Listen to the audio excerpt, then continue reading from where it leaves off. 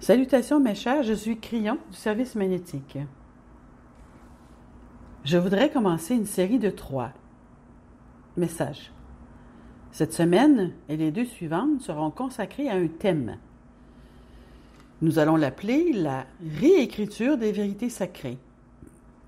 Dans cette série, chaque semaine, je vous donnerai une vérité sacrée et l'expliquerai et nous vous demandons en effet d'y réfléchir et de la réécrire.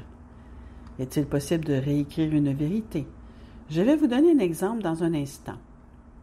Réécrire une vérité, c'est regarder quelque chose d'une manière différente et en changer la perception. Il y a tellement de choses sur cette planète que la science pensait être absolue, que les spiritualistes pensaient être absolues, et qui étaient considérées comme immuables, une constante qui est comme fixée dans du béton. Cela ne change jamais et puis ça change. Exemple après exemple, montrant comment les humains s'accrochent à quelque chose parce que cela semble être prouvé et fonctionner, et puis ils découvrent « Oh, il y a plus que cela » ou ils découvrent « Oh, il y a quelque chose de différent à ce sujet » et nous ne le savions pas, même si cela semble identique. La perception est ainsi faite et la pensée humaine est ainsi faite. Il s'agit donc de réécrire des vérités. Maintenant, il y en a vraiment 4 que j'aimerais vous présenter, mais l'une d'entre elles est si souvent donnée par moi que je vais la passer en revue, vous la rappeler et peut-être l'évoquer à nouveau au cours des 2 prochaines semaines. C'est ce que j'appellerais l'information de base de Crillon depuis le début, depuis les premiers temps où j'ai donné à mon partenaire des canalisations à publier. Le livre de 1993, « Aller au-delà de l'humain », part du principe que Dieu, tel que vous le voyez, c'est-à-dire la source créatrice de l'univers, n'est pas un humain. Et vous pourriez dire, évidemment, qui pense que Dieu est un humain? Et je vous dirai que la plupart de l'humanité a appris que Dieu est en quelque sorte un mauvais père, dysfonctionnel et moralisateur qui se trouve dans le ciel.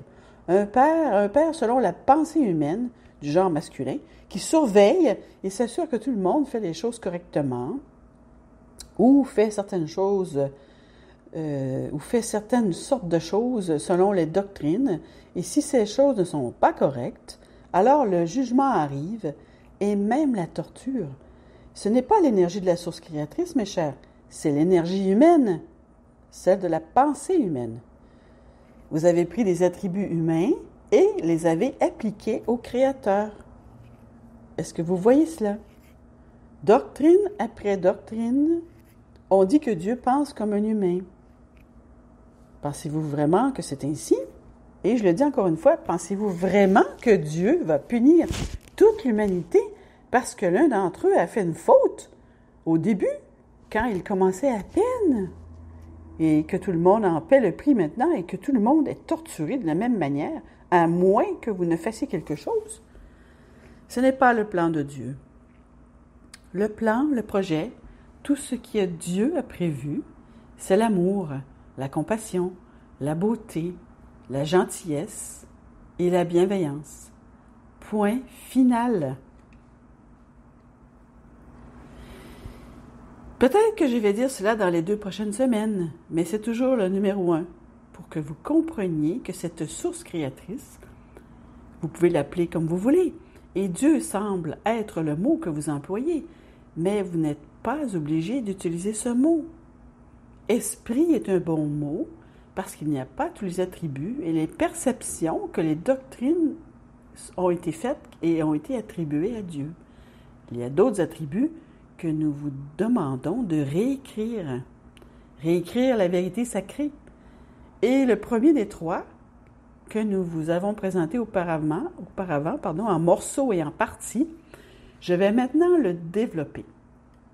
Le développer d'une manière que vous avez peut-être déjà entendu dans d'autres canalisations de Crillon, mais pas nécessairement exactement comme celle-ci. De toute façon, il faut vous le rappeler. Il y a tellement de choses pour lesquelles je vous offre la réécriture, parce que, mes chers, c'est une énergie qui commence à éveiller de nouveaux types de conscience. Les types de choses qui commencent à être réveillées créent de nouvelles perceptions. C'est presque comme si la lumière était allumée d'une certaine manière sur cette planète qui vous permet de voir à travers le voile, peut-être même à travers les trous dans le voile, ce voile que vous avez créé qui, selon vous, vous sépare de Dieu comme un mur. En effet, dans le passé, cela a été tel un mur. La conscience énergétique inférieure crée un mur si épais entre la pensée plus élevée et vous que vous commencez à inventer des choses que vous pensez être de l'autre côté du mur, de l'autre côté du voile. Mes chers, la plupart des doctrines de cette planète ont été créées dans ces énergies de conscience plus anciennes, faisant du mieux qu'elles pouvaient pour essayer de comprendre ce que le Créateur voulait. Si vous pouvez même utiliser le mot « voulait », c'est en soi un concept humain. Il y a un Créateur, il y a nous, donc ce Créateur doit faire ceci ou cela, et ce que ressent le Créateur, comment il est en colère, comment il veut ceci ou cela, tout cela, c'est humain, c'est tout à fait humain. Ce sont des choses qu'on demanderait à ses parents, pas à Dieu. Dieu est amour. Mais il y a tellement de choses de l'autre côté du voile dont nous commençons maintenant à vous parler, en particulier dans le cercle du 12, où vous traversez un pont et où vous trouvez une multidimensionnalité qui commence à traverser le voile, même au-delà du voile, et à révéler des choses, principalement sur vous-même. Le numéro 1 est la révélation à propos de vous-même. C'est quelque chose que nous avons dit encore et encore et encore, et maintenant je souhaite le développer. Lorsque vous venez sur cette planète et que vous y naissez, vous vous réveillez avec les yeux ouverts, vous devenez sensible, conscient à tous les niveaux. Votre Akash s'éveille et vous êtes là.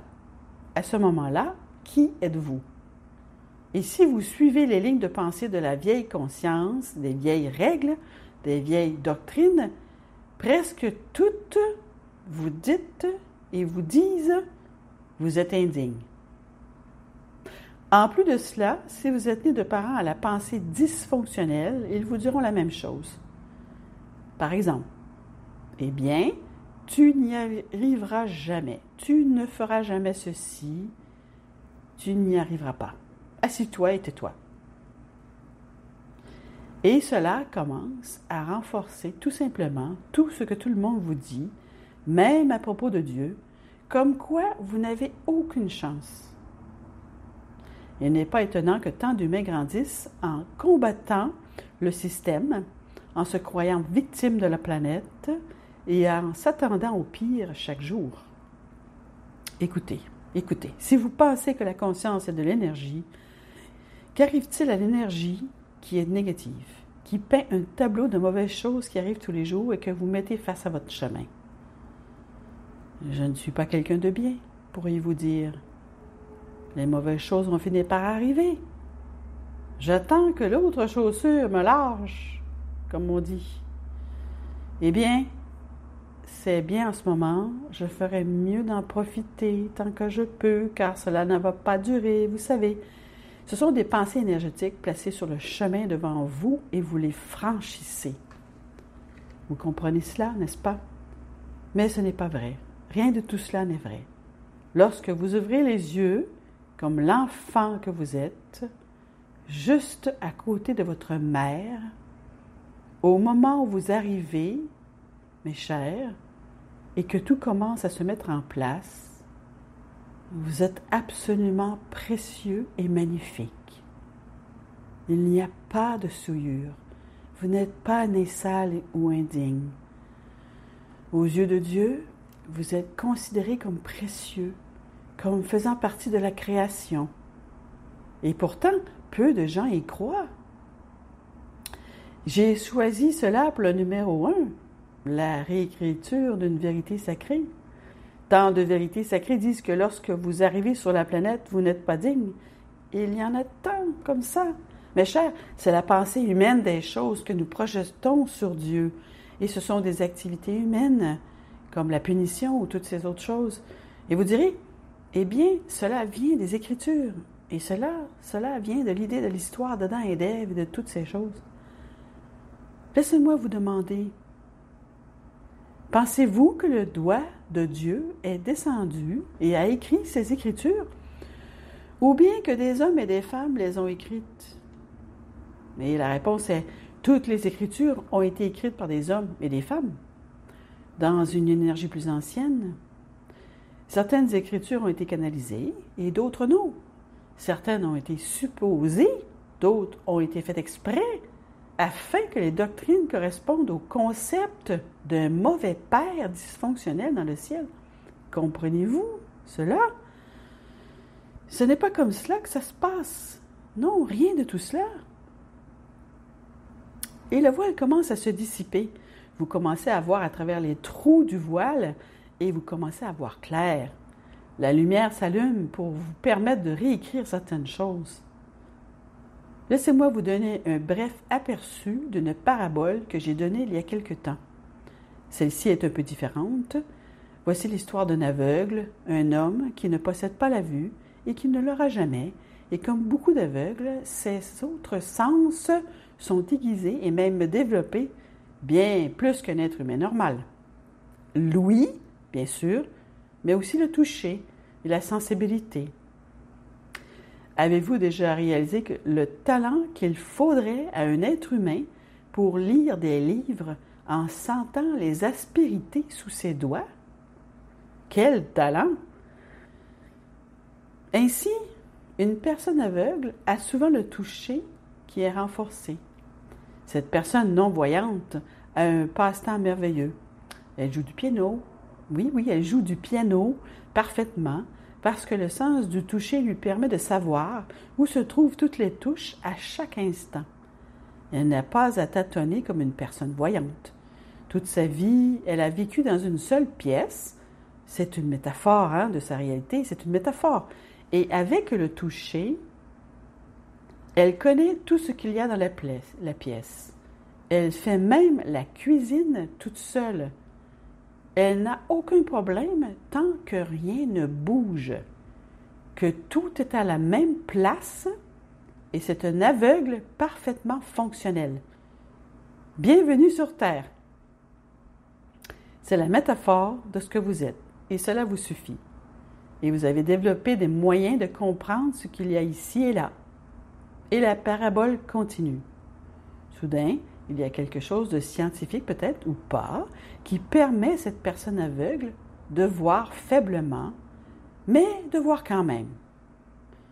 Et ce n'est pas par une opération, ce n'est pas par une procédure médicale, c'est quelque chose d'autre, peut-être même de la technologie. Quoi qu'il en soit, cette personne commence soudainement à voir la lumière faiblement et elle peut réellement voir ce qu'il y a dans la pièce. Jusqu'à présent, elle n'avait fait que sentir ce qu'il y avait dans la pièce. Et elle commence à voir quelque chose qui brille. Une personne aveugle ne peut pas voir quelque chose qui brille. Cela a toujours été là. Il ou elle voit, mais ce n'est pas une autre porte. Elle l'aurait su. Non, en fait, c'est un ascenseur. Elle voit une touche qui brille sur l'ascenseur. Elle appuie sur le bouton qui brille, les portes s'ouvrent et elle monte. Puis, elle voit tous les autres boutons qui brillent et elle voit défiler l'étage 2, l'étage 3, 4, 5, 6 et ça continue et encore, ça continue. Et c'est là où ils vivent, ces personnes. Et c'est leur réalité. Cela vous donne-t-il des frissons? Mes chers, lorsque vous regardez à travers le voile, ce que vous allez voir est une conscience de la lumière. Et cela va vous montrer que votre réalité est magnifique. Vous êtes dans un gratte-ciel, dans un gratte-ciel, pas dans une seule pièce. Et dans ces autres niveaux se trouvent toutes les capacités de magnificence que vous avez, les talents que vous avez déjà, la guérison qui est la vôtre. C'est la réalité qui se présente à vous. Nous avons déjà raconté cette parabole sur d'autres formes, mais voyez-vous comment la lumière peut changer votre perception d'une vérité fondamentale? C'est la première des 3 que je vous donnerai cette semaine, la semaine prochaine et la suivante. Mes chers, chacune de ces vérités vous améliore. Vous, l'être humain. Cela ne veut pas dire qu'il y a quelque chose à faire. C'est un moyen de vous faire voir à quel point vous êtes grand, grande, ce que vous n'aviez peut-être pas vu auparavant. Et c'est ainsi.